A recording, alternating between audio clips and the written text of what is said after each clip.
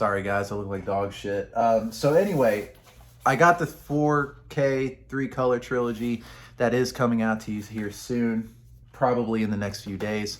But I got this right here, Remains of the Day. And I'm going to make this really quick video because I think the ideas in this are very, very interesting. The first James Ivory production that I have watched, same people made Room with a View, this, Howard's End, and Call Me By Your Name, which I have not watched. I don't know if that was made in like 2016, 2018. It's definitely something that I have to, but so for Remains of the Day, this release came out on February 21st. I waited until the price was a little bit lower because I was really not for sure on whether I wanted this or not. But I heard a lot of good things, read a lot of good things. So, of course, I took the plunge here. And very interesting film. And so this kind of gets a little bit spoilery. But when we, basically Remains of the Day is about a butler, Anthony Hopkins, and kind of his underling. I forgot her official title, but Emma Thompson is the dual lead in this. And it's essentially they're in this sort of lord's house, and they're able to just run the place. And eventually there's a romance, kind of not really, that takes place, and the fallouts of that and their occupations throughout the beginning of World War II and eventually bleeds out into the late 1950s. So, a little synopsis there, but the ideas of Remains of the Day is the most, of course, the most important thing about the film. Really about repression and structures and how that may turn your desires completely off. Of course, it was a different time in the 1930s.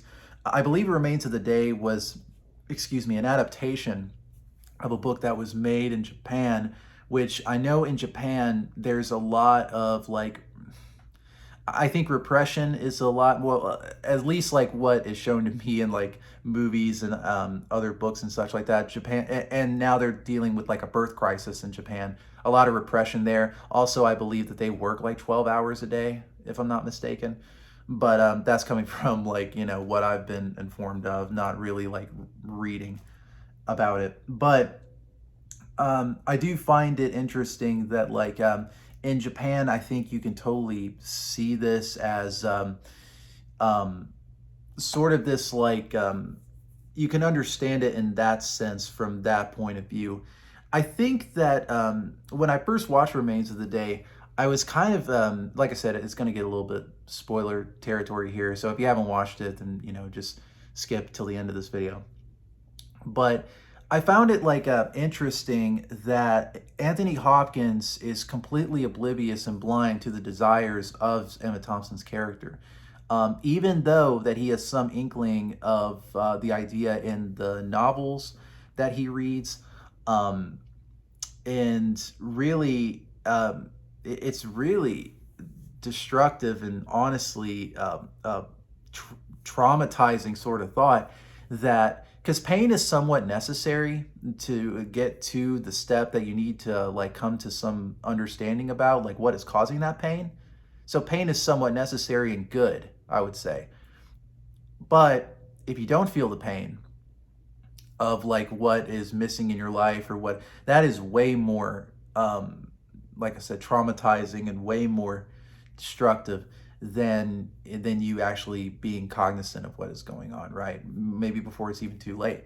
So like that idea in Remains of the Day, I think, is what really brings it over the top, and why I actually recommend this film, because I think the idea in that is something, a sight to behold. Now, the romance in it between Anthony, of course, both Anthony Hopkins and Emma Thompson are excellent. I think the direction by James Ivory was very assured.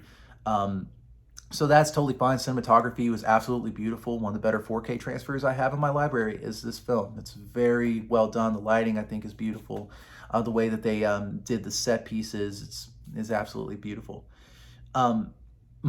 My thought, again, going to when I first watched the movie, I thought, well, this has to be like some going against and just being like, oh, okay, well, this guy's repressed, and this is going to be a sad ending and everything.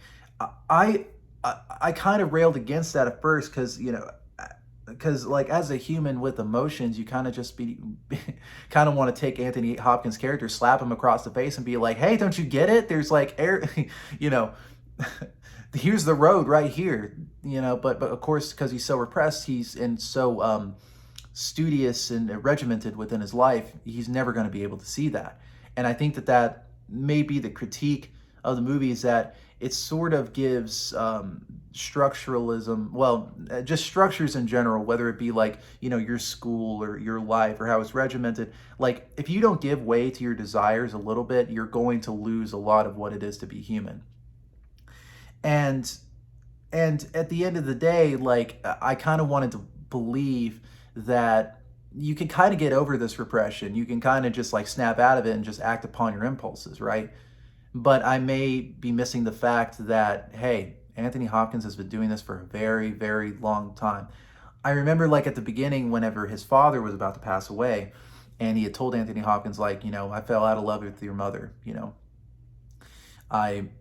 never like damned his job, but there was like a lining in that to kind of like set the tone for the rest of the film, and that these structures can really just take over your life if you really don't, especially like if you're used in a certain way where you can just sort of be replaced.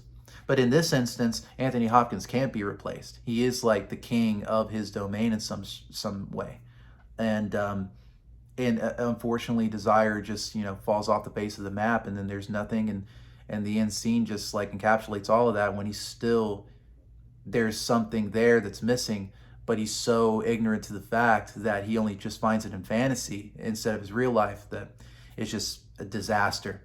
And I think that like Remains of the Day is just beyond those ideas. I think it's a fine film. It's a good movie, and I'd recommend it.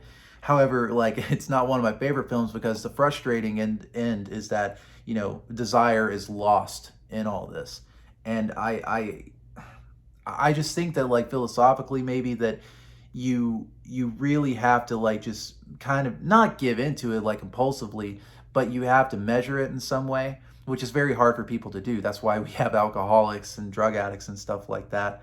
And also, but there's also like varying factors on why you have that anyway. What I'm trying to get at is that go see this movie.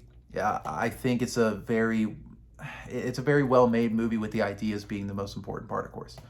But definitely going to watch Howard's End and Room with a View at some point, and definitely get this 4K, because it is absolutely beautiful, and also a really good commentary with James Ivory and Ismail Merchant and Emma Thompson reading the back. Anyway, so I am going to get those other videos out. Next video is The Man Who Fell to Earth by Nick Rogue. Thank you so much.